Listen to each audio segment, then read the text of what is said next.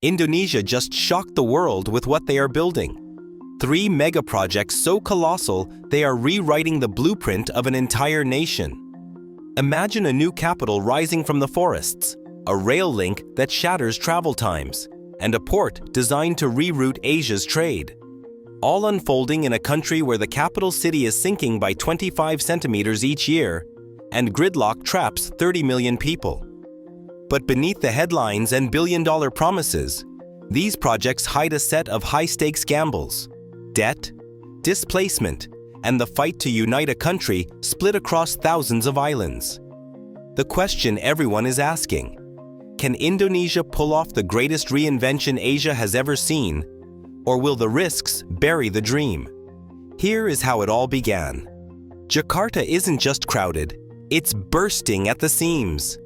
30 million people live here, packed into a sprawling urban maze that sinks a little more every year. In some districts, the ground drops by as much as 25 centimeters annually, swallowing roads, flooding homes, and leaving entire neighborhoods in a permanent state of repair. Traffic doesn't move so much as crawl, with daily gridlock turning short trips into hours-long ordeals. The city's drainage canals overflow with every heavy rain, and the tap water often runs brackish, tainted by seawater creeping further inland. The weight of government, business, and daily life presses down on a city built atop soft, unstable ground, one that's running out of room and out of time. President Joko Widodo, known as Jokowi, saw what was coming. In 2019, he called for a national reset. His plan: relieve the crushing pressure on Jakarta by spreading growth across the archipelago. The 10 New Balis initiative aimed to turn scattered islands into new engines of prosperity. But the centerpiece was even bolder: a new capital, built from scratch, far from Java's crowded heart. For Jokowi, the stakes were clear: keep everything in Jakarta and risk disaster. Move, and Indonesia might finally break free from the old pattern, uniting a nation split across more than 17,000 islands. The crisis in Jakarta wasn't just a local emergency. It was the push Indonesia needed to imagine something bigger. A future where power, people, and opportunity wouldn't drown together. Nusantara isn't just another government project. It's one of the largest planned cities on Earth. The site stretches across 256,000 hectares of East Kalimantan, making it nearly 3 times the size of Singapore. The blueprint calls for a city that can eventually house 1.5 million people, with a price tag of $32 billion spread over more than 2 decades.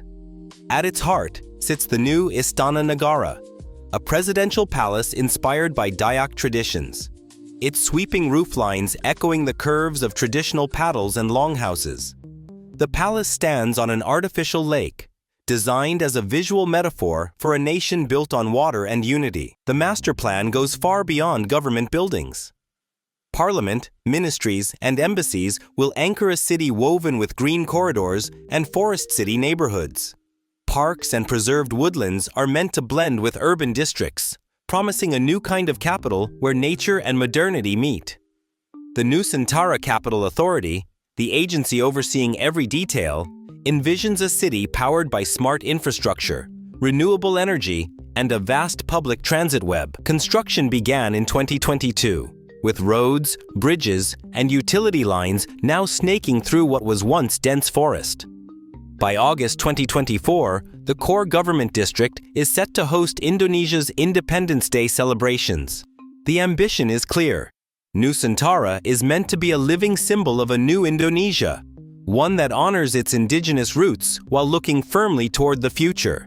Indonesia's mega-project vision doesn't stop with a new capital. Connecting Nusantara to the rest of the country and the world means building arteries on a scale few nations have attempted.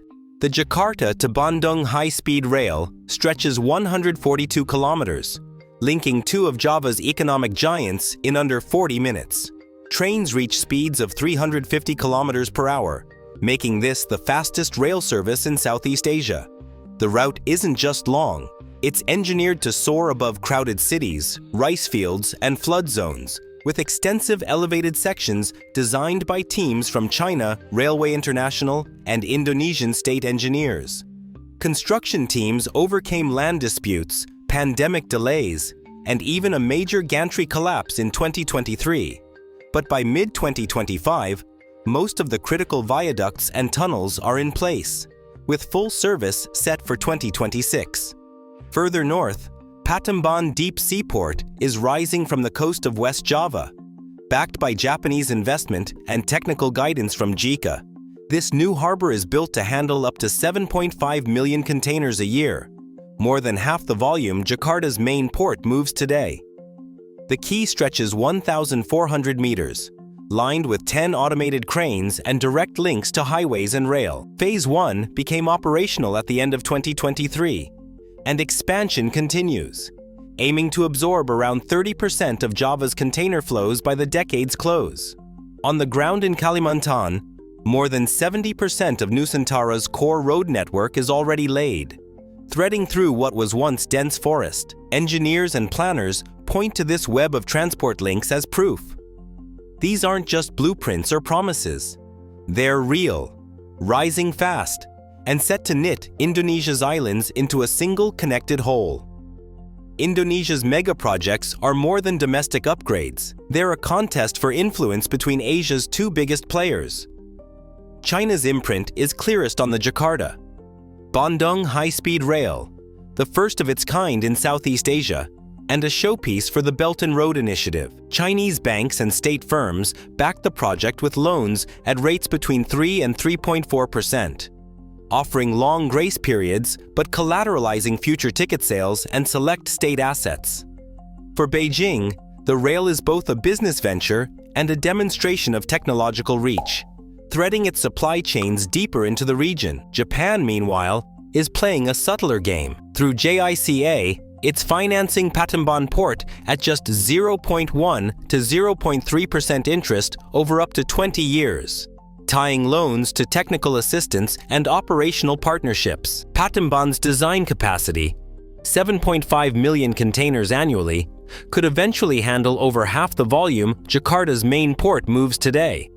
But official targets expect it to absorb about 30% of Java's container flows by 2027. The port's role is to ease congestion, diversify trade routes, and anchor Japanese manufacturers in West Java's rising industrial belt. At stake is more than infrastructure. Every rail, road, and quay is a lever in a wider contest. China and Japan each betting that their projects will bind Indonesia's future closer to their own economic orbit. Clearing land for Nusantara and its arteries has come at a steep ecological price. More than 19,000 hectares of forest have already been lost, including patches of peat swamp that once locked away massive stores of carbon. Each year, drained peat releases around 140,000 tons of carbon dioxide, enough to erase the climate gains promised by the city's green ambitions. Orangutans and proboscis monkeys, once common in these forests, now find their habitats fragmented or gone. Conservation groups warn that entire populations could vanish as construction pushes deeper. For the Dayak and Balik peoples, the cost is measured in ancestral land and uprooted lives. Protests have erupted in Penajam Pasir Utara and Balikpapan courts, with community leaders demanding recognition and fair compensation. Some have faced intimidation for speaking out. Along the coast, Patimban's expansion has forced fishing families to abandon their boats and traditions, trading old livelihoods for uncertain retraining programs. The promise of progress, for many, arrives as loss, etched in felled trees, empty homes, and the slow fading of cultures tied to the land and sea. Indonesia's leaders are betting big that these mega-projects will ignite a cycle of growth. The government's own projections for Nusantara call for up to 200,000 construction jobs at the peak, plus tens of thousands of new civil service roles as ministries relocate. The new port at Patimban is expected to support another 50,000 direct jobs, while the high-speed rail and its corridor could unlock $10 billion in real estate and industrial investment. Officials talk about a migration flywheel. Once the infrastructure is built, people follow.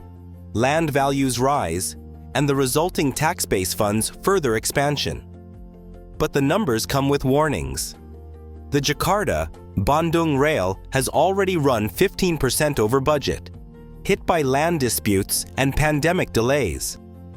Fiscal watchdogs point to the risk of debt creeping higher if cost overruns spread, or if projected growth stalls. With the total bill for all three projects topping $40 billion, even a modest shortfall in returns could push Indonesia's debt-to-GDP ratio up by several points. For every job created and every new route opened, there's a shadow of financial risk, one that will linger long after the ribbon-cutting ceremonies are over. Indonesia is investing over $42 billion into three megaprojects: IKN Nusantara, the Jakarta-Bandung high-speed rail, and Patembahan Port, each designed to rebalance power and drive economic growth.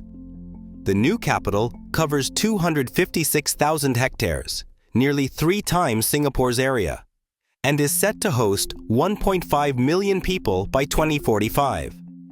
The high-speed rail will cut travel times from 3.5 hours to just 40 minutes, while Patembahan Port is expected to handle 7.5 million containers each year. Yet, official documents confirm unresolved challenges: environmental impacts on Kalimantan's forests, Dayak land rights disputes, and a 15% cost overrun on the rail project. Not all land acquisition records or full environmental impact assessments are public. What is clear from satellite images and government progress reports is that construction is advancing at an unprecedented pace.